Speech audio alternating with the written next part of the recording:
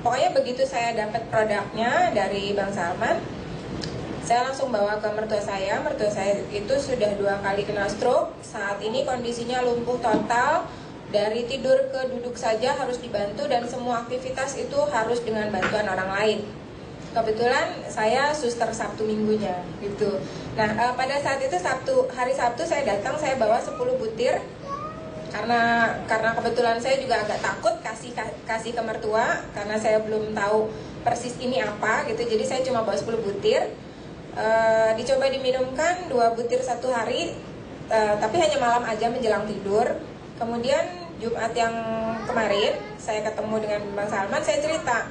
Beberapa hari sebelum saya ketemu Bang Salman, saya ditelepon oleh adik ipar saya yang biasa mengurus mertua saya sehari-hari. Beliau bilang, "Kak, Umi sudah bisa lihat." Saya bilang, "Lihatnya dari sisi bagaimana?" Beliau cerita, adik ipar saya cerita. Jadi mertua saya itu sehari-harinya hanya duduk di kursi roda. Kalaupun mau berbaring harus dibantu, dari baring ke duduk pun dibantu. Jadi setiap hari beliau didudukkan di depan TV supaya beliau merasa di sekitarnya ada orang, minimal ada suara. Karena beliau sudah tidak bisa melihat, matanya glaukoma, dia pernah kena gula sampai 700, itu 2 tahun yang lalu. Penglihatannya tinggal 20%. 3 bulan yang lalu sempat lasik, tapi ternyata tidak ada pengaruh sama sekali. Lasiknya di rumah sakit Mata Nusantara di Kebonjeruk, itu kena sekian puluh juta, tapi nggak ada pengaruh. Nah, dilala waktu itu beliau bilang begini ke adik ipar saya. Adik ipar saya lewat, tanpa adik ipar saya menyadari mertua saya bisa lihat, beliau langsung manggil, "Is, sini." Adik saya kaget gitu, adik ipar saya kaget. Kok bisa lihat gitu? Sebelumnya memang sama sekali nggak pernah memanggil gitu. Paling kalau dia dengar ada sesuatu yang lewat, dia tanya siapa gitu. Itu dia bisa panggil, "Is, sini," katanya. Setelah itu ada ipar saya nyamperin tuh bilang, "Umi bisa lihat?" "Bisa." "Kamu Pak Is, anak Umi kan?" Gitu. Sampai meyakinkan. "Iya," katanya. "Kenapa Mi? Ada apa?" "Balikin kursi roda dong, Umi mau sholat." Jadi posisi beliau membelakangi kiblat, menghadap ke TV. Dan kalau untuk sholat beliau harus berbalik arah 180 derajat, angkat kaki ke atas kasur, karena di belakangnya itu tempat tidurnya persis gitu, angkat kaki ke atas kasur. Kemudian beliau sholat sambil angkat kaki ke atas kasur. Jadi posisinya seperti duduk selonjoran gitu ya. Seperti itu.